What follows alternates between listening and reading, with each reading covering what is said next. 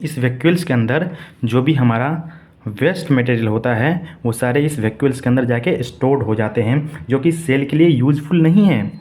The vacuoles is bonded by a single membrane called tonoplast. और जो vacuoles होते हैं, सेल के बाहर तो होते हैं सेल मेम्ब्रेन, लेकिन वैक्यूल्स के बाहर भी एक मेम्ब्रेन होता है जिसका स्पेसिफिक नाम दिया गया है, उसका नाम है tonoplast. This is very important, याद रखेगा। Tonoplast is a membrane, single bonded membrane of the vacuoles. Vacuoles के बाहर का मेम्ब्रेन को टोनोप्लास्ट बोलते हैं। In plant cell the vacuoles can occupy up to 90% of the volume of the cell. Plant के अंदर ये 90% वॉल्यूम तक ऑक्यूपाई कर सकता है ये प्लांट सेल के अंदर। क्यों? क्योंकि वहाँ पे एक्सक्रेट करने के लिए ज़्यादा स्पेस नहीं होता है। अपने लोग तो एक्सक्रेशन के लिए सिस्टम बना हुआ है, लेकिन प्लांट में एक्सक्रेशन का ऐसा कोई सिस्टम नहीं बना है। तो वहाँ फूड जो वेस्टेड फूड है, जो यूजफुल नहीं है प्लांट सेल के लिए, वो वैक्यूल्स में जाके ज़्यादातर स्टोर्ड हो जाते हैं। ये चीज़ याद रखना है। और देखते हैं, in plant the tonoplast facilitate the transport of the number of ions and other material against the concentration gradient into vacuoles.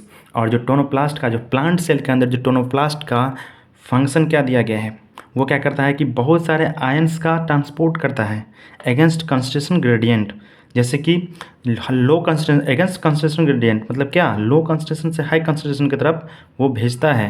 ये टोनोप्लास्ट मेम्ब्रेन फैसिलिटेट करता है। इसका फंक्शन भी याद रख लीजिए। प्लांट सेल में टोनोप्लास्ट का फंक्शन क्या है कि लो कंसंट्रेशन से हाई कंसंट्रेशन में आयन्स का मूवमेंट करवाता है, ट्रांसपोर्ट करवाता है। Hence their concentration is significantly higher in vacuoles than in the cytoplasm. अब देखते हैं, in amoeba the contractile vacuole is important for osmoregulation and excretion. Amoeba के अंदर होता है कॉन्ट्रैक्टाइल वैक्यूल। कॉन्ट्रैक्ट वैक्यूल का फंक्शन क्या होता है, ये क्यों इम्पोर्टेंट है? ऑस्मो रेगुलेशन करवाता है और एक्सक्रेशन करवाता है।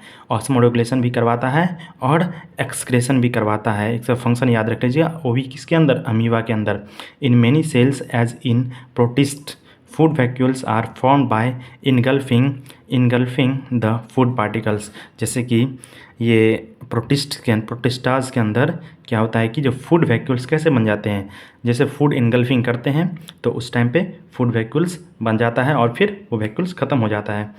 ठीक है, फिर अगले लेक्चर में हम लोग पढ़ेंगे माइटोकॉन्ड्रिया के बारे में, और थोड़ी सी मैंने जो बुक के अंदर लिख रखा है उसके बारे में बता देते हैं। इंक्लूजन बॉडी का मतलब क्या है, इंक्लूजन बॉडी का फ्यूचर क्या है।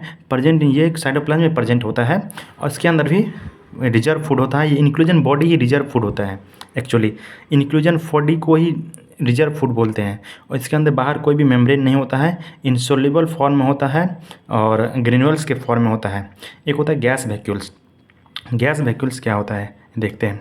Found in the photosynthetic bacteria, और ये गैस वैक्यूल जो है स्पेशली फोटोसिंथेटिक बैक्टीरिया में प्रेजेंट होते हैं। और ग्रीन एंड फोटोसिंथेटिक बैक्टीरिया कौन कौन सा, एग्जांपल देख लीजिए, ग्रीन एंड पर्पल बैक्टीरिया जो कि एक फोटोसिंथेटिक बैक्टीरिया है, और जो साइनो बैक्टीरिया है इसको बीजीए भी बोलते हैं, ये भी एक फोटोसिंथेटिक बैक्टीरिया है, ये खुद से फोटोसिंथेसिस करते हैं। चलिए फिर अगले टॉपिक में, अगले लेक्चर में पढ़ेंगे अगला topic. Thank you so much.